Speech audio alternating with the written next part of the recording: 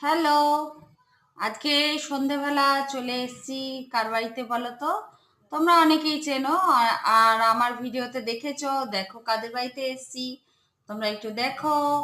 একটা দেখো কে, হাই। চিনতে পারছো? অনেকদিন এ- আগে দেখেছো তোমরা।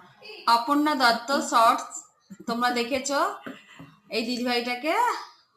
আমার বন্ধু, আবার আমার বোন হয় নিজের, বুঝতে পারলে? তোমরা সবাই দেখে রাখো, ওর চ্যানেলটা ভিজিট কর সকলে। ওর ফেসবুকও আছে।